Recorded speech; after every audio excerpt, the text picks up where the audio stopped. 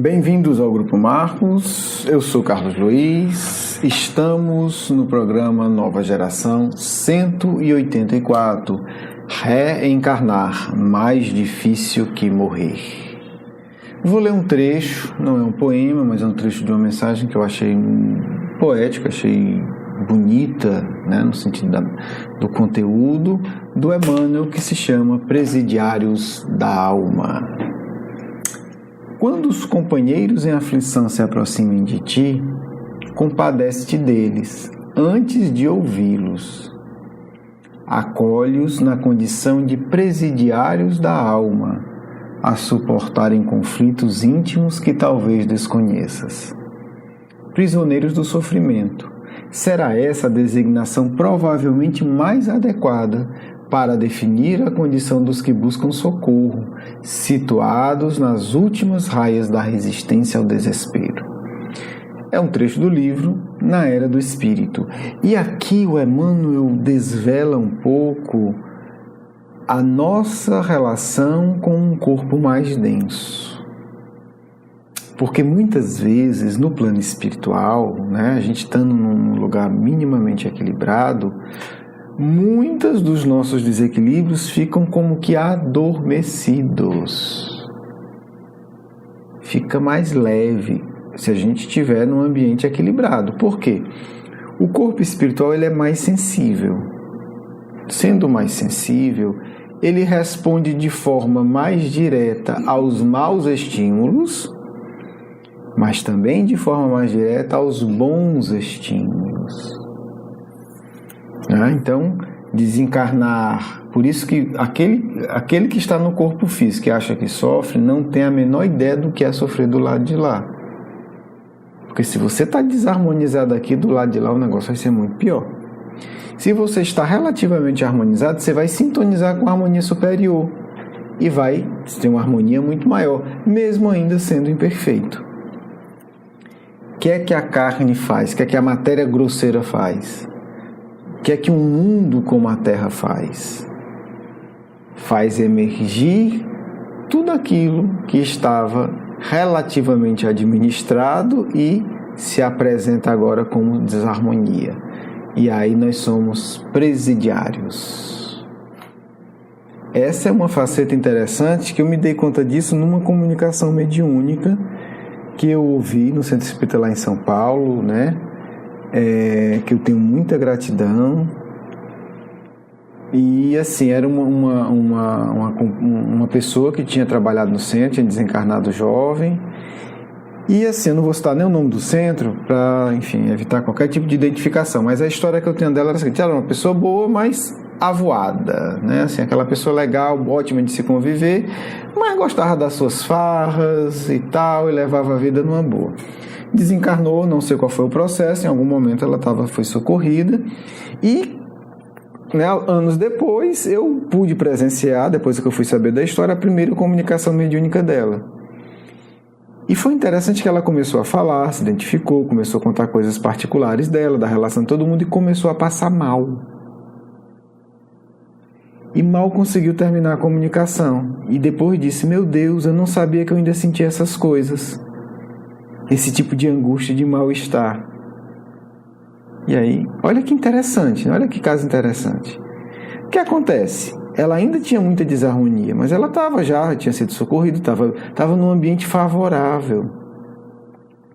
Então aquilo dava uma paz muito boa para ela. Só que ainda não era uma paz profunda, era uma paz relativamente artificial. Na hora que ela veio para a Terra, teve que se misturar os fluidos do médio e da reunião mediúnica mais fortes ou mais grosseiros, não no sentido negativo, mas mais grosseiros, mais materiais. Essas energias mais materiais despertaram nela aquelas angústias que ela ainda não tinha resolvido. Interessante, né, isso? A reencarnação. A gente tem... Alerta, atenção, alerta. Não pense que você sabe o que é reencarnação. Por favor, o Espiritismo está perdendo muito porque a gente acha que já sabe o que é reencarnação. Nós não sabemos nada. Onde estão os estudos sobre esses casos? Esperando, né? Todo mundo acha que sabe o que é reencarnação, né? Como é que esses fluidos da matéria penetram o nosso psiquismo e despertam angústias e ansiedades que estavam adormecidas e que para a gente nem existiam mais. Foi isso que eu presenciei, né? E é legal porque era um espírito conhecido, então depois eu pude, né, educadamente tentar entender a vida desse espírito para entender, né, não me metendo na intimidade de ninguém, mas entender que fenômeno foi aquele. Muito interessante, gente. Então, porque o incorporar é um pouco reencarnar, precisa entender isso. O espírito, quando está ali incorporado, ele está, gente, é uma comparação só, ele está relativamente reencarnado. Em que sentido? Ele está envolto num fluido animal, num fluido do mundo físico, de uma forma muito intensa. E isso serve de tratamento e de ajuda. E ajuda ele a ver as feridas que ele não está conseguindo ou não está querendo ver. Ok? Ok, vamos em frente agora. Eu só citei uma das dezenas de dimensões do que é reencarnar, do que significa, para a gente ver que o assunto merece muito estudo, muita reflexão, muita atenção, né? Talvez um dia aí a gente vá ter o que a gente precisa, um estudo que integre psicologia e mediunidade, né?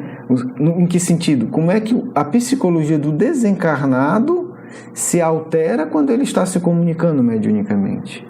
O que é que ele sente? O que é que os espíritos dizem que sente?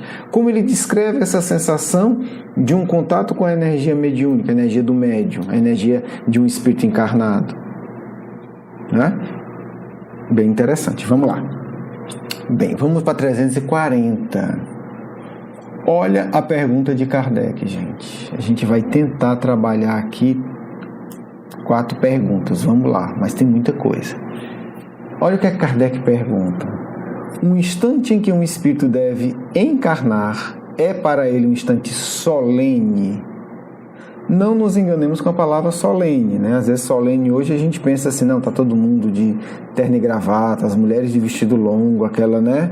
É o casamento de uma rainha, claro que isso também é solenidade. Mas o solene aqui é no sentido emocional, quer dizer, é uma coisa séria. O nascimento de um filho, o desencarne de alguém que a gente ama é um momento solene. Não é um momento bobo, não é um momento trivial. Não é um momento trivial, sem ofender ninguém, talvez seja escovar os dentes, né? Escovar os dentes, para a maioria de nós, pelo menos para mim, não é um momento solene. É uma coisa que você tá escovando direitinho e está resolvido. Então, é diferente. Você receber a notícia do desencarne de um pai, de uma mãe, de um irmão, de um grande amigo, e você está escovando os dentes. Então, é isso que Kardec quer dizer com solene, é um momento significativo, importantíssimo. Aí Kardec faz outra pergunta. Executa este ato, né, o de encarnar, como uma coisa grave e importante para ele? Né? Então, Kardec fez 2 perguntas que é a mesma pergunta, mas é para evitar um mal-entendido. Quer dizer, é solene no sentido de ele considera uma coisa séria, ele é importante, é significativo? Resposta. 2 linhas, o comentário de Kardec são muitas. Ele é como um viajante que embarca para uma travessia perigosa. Você está entrando num barco, você vai atravessar um oceano que você não conhece e a notícia que você tem é que a grande maioria dos barcos afunda. Então é importante? O que é que você acha? Se coloca nessa situação. E não sabe se encontrará a morte nas ondas que afronta. Então, o reencarne é isso. Você está embarcando ali, você sabe que é uma viagem extremamente perigosa, e não sabe se você vai morrer ou não, porque você vai enfrentar ondas terríveis. Isso você sabe. É uma boa resposta. Os livros dizem sim, é sim, mas eles deram uma imagem. É uma travessia de um mar perigoso em que você não sabe se conseguirá fazer. Kardec agora vai comentar um pouco mais, porque isso é muito importante a gente entender. O viajante que embarca, é legal, gente, eu não consigo não repetir isso sempre, né? Essa troca de bola, né, entre o Kardec e a equipe espiritual, quer dizer, um levanta uma coisa, o outro desenvolve, o outro levanta. Kardec vai pegar e, opa, gostei dessa palavra, gostei dessa imagem, vamos explorar isso. O viajante, quer dizer, ele pegou aqui a imagem, da resposta. Um viajante que embarca sabe a que perigo se expõe, mas não sabe se naufragará. Acontece o mesmo com o espírito. Ele conhece o gênero das provas, mas não sabe se sucumbirá. Vou passar pela pobreza, pelo abuso, pela revolta, pela riqueza, pela vaidade, pela traição. Eu aguento? Assim como a morte do corpo é uma espécie de renascimento para o espírito, a reencarnação é para isso uma espécie de morte, ou melhor, de exílio e de clausura. Gente, eu nunca vi, li, ouvi um espírito superior, em canto nenhum, em médio nenhum, falar que é bom reencarnar na Terra. É uma unanimidade, você não vê ninguém falar bem. Assim, os espíritos são muito lúcidos. Não presta, é ruim, é um exílio, é uma prisão, é clausura, é ruim. Então, se você achar ruim, você está bem, você está lúcido. Continuando, ele deixa o mundo dos espíritos pelo mundo corporal, como o homem deixa o mundo corporal pelo mundo dos espíritos, né? Quer dizer, está falando aqui há um processo. Vou ler a última linha, o comentário vai estar aí todo. A proximidade da encarnação representa uma espécie de agonia para o espírito. Então, reencarnar não é moleza. Vamos em frente para dar tempo. As incertezas que o espírito se encontra quanto à eventualidade do êxito nas provas que vai suportar na vida é para ele uma causa de ansiedade antes de sua encarnação? Gente, Kardec, o que o Kardec está dizendo é o seguinte: se eu estiver dentro do espírito que vai reencarnar, se eu estiver vendo, o que é que eu vou ver? Ele vai estar angustiado? Antes de nascer, o espírito fica angustiado, dá ansiedade? Kardec está perguntando o seguinte: existem ansiosos no mundo espiritual? Tem gente roendo as unhas, o espírito rói as unhas antes de nascer? Ele fica tenso? Resposta.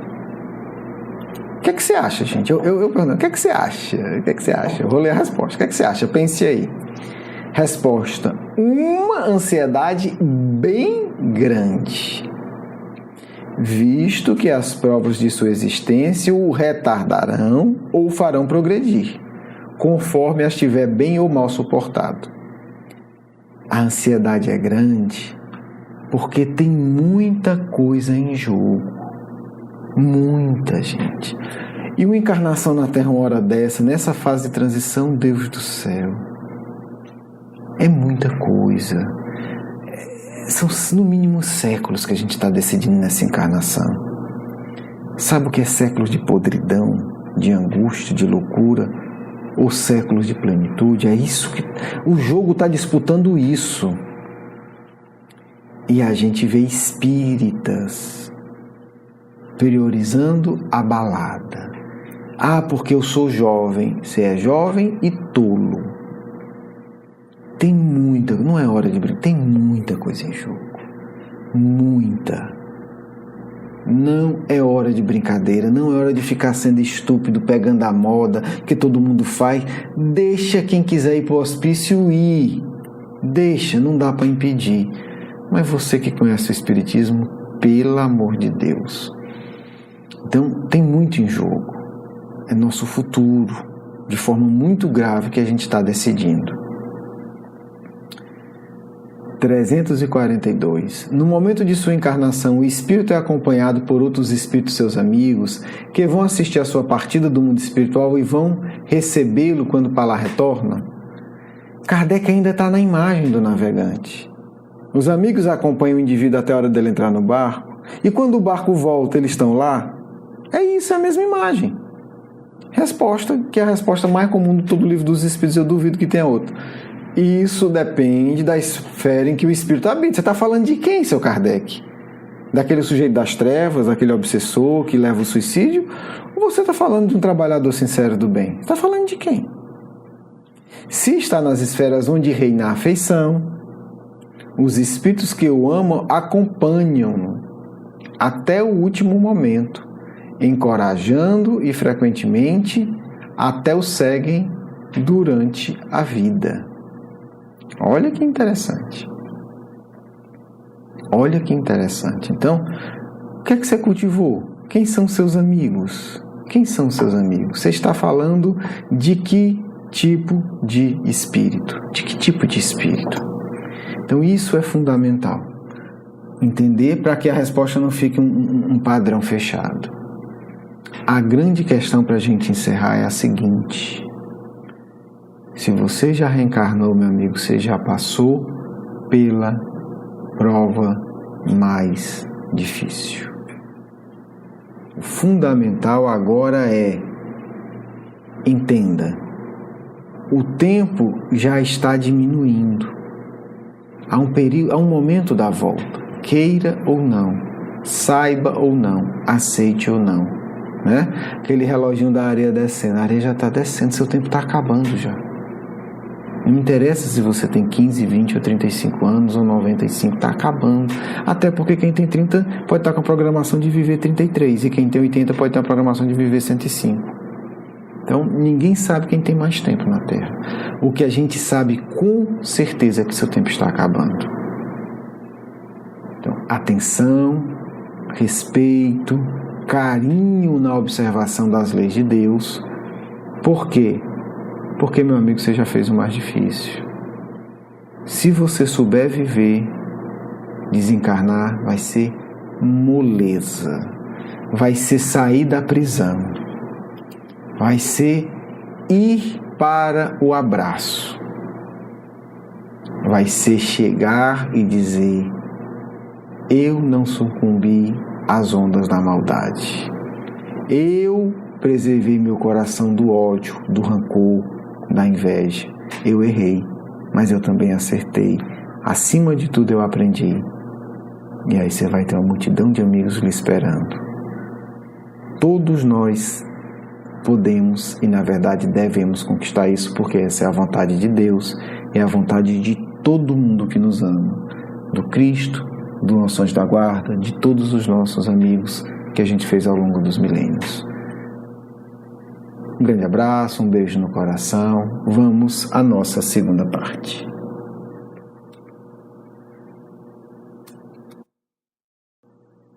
Jesus estenda sobre nós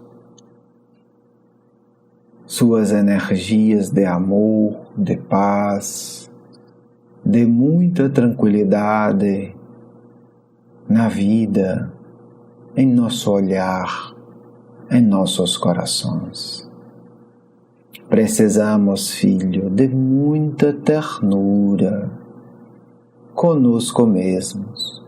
Não nascemos no mundo como terra para sermos perfeitos, campeões em heroísmo de virtudes. Impossível, filhos. Mas vocês podem ser verdadeiramente abnegados. Aquele que resiste o vício, orando com sinceridade, vinculando-se aos planos belos da vida, é um abnegado. Aquele que se esforça para arrancar de seu coração a inveja, é um espírito abnegado, aventuroso. Aquele que por meio de 1000 estratégias pequeninas busca educar impulso sexual desequilibrado, torna-se virtuoso. Ninguém pense que o mundo é um lugar de estruturação e do desenvolvimento de anjos. Espíritos puros vivem em outras esferas. Não tem nada a ver com isso de terra. Não enfrentam no seu dia a dia engarrafamentos, poluição, nervosismo. Não. Outros desafios. Se vocês enfrentam desafios terrenos, é porque precisam aprender essas coisas básicas e indispensáveis. Então, filhos, não se alcem como grandes gênios da virtude, como aqueles que acham que espera-se de mim que eu faça uma imensa obra. Crianças espirituais não são convocadas pelo Criador para imensas obras. Crianças espirituais são convocadas a se educarem-se a si mesmas. Ora, o que Sócrates ensinou a vocês, conhece-te a ti mesmo, é a primeira lição que vocês precisam saber. Nunca falaria isso no mundo superior, porque isso já é tão claro, tão básico, tão óbvio, não se discute mais isso. Então a tarefa de vocês é essa, conhecerem-se, aprender pouco a pouco a construir a base do verdadeiro amor em seus corações. Limitar o ciúme, porque eliminar é quase impossível. Vocês são espíritos que não conseguirão isso, mas podem muito bem educar-se significativamente. Portanto, filhos e filhas, entender com precisão os objetivos da encarnação. Entender com precisão como educar estes sentimentos. Porque vemos tantas pessoas fingindo que ficamos tristes, quase desanimados. Palestrantes espíritas que são mentirosos, fingem ser o que não são, ensinam o que não entendem, falam do que não vivem. Isso é ruim para todos, porque o artificialismo vai tomando conta de tudo. Isso já vemos no passado o que dá. Precisamos de pessoas que sejam honestas consigo e com os outros. Sinto que nessa encarnação um dos sentimentos mais difíceis que eu tenho que lidar é ciúme. Como vocês fazem para lidar com ciúme? Me ensinem. Que técnicas estão usando? O que ajuda a lidar com ciúme? Como a gente aprende a lidar com ele de verdade? Como é que trata esta doença? Quais são os remédios específicos? Como usa esse remédio? Se não fizermos assim, perdemos tudo, fingindo que não temos, ou falando muito bonito e muito falso. Porque, infelizmente, o mundo ainda gosta do falso brilho, do ouro mentiroso da vaidade. Saber, filhos, as principais necessidades emocionais é indispensável para que vocês consigam fazer a travessia do mundo inferior que é a Terra e chegar ao outro lado como verdadeiros vencedores. Digo ainda uma vez, não porque se tornaram santos, mas porque já deixam de ser tolos. Porque o que o Cristo espera de cada um de nós é a preparação para que possamos aprender seus ensinos, não mais do que isso. Somos convocados como apóstolos mirins, que Ele espera que tenhamos dedicação sincera, e assim Ele conseguirá nos ensinar as primeiríssimas palavras de seu alfabeto divino, para que um dia, em alguns milhões de anos, sejamos luzes. Paz a todos, do amigo espiritual de sempre. Quero agradecer o seu carinho, a sua atenção, e para conhecer mais do nosso curso Educação Espírita, um convite à juventude, do nosso programa Nova Geração e os nossos livros, por favor, visite o nosso blog grupomarcos.com.br. Você é muito bem-vindo. Um grande abraço.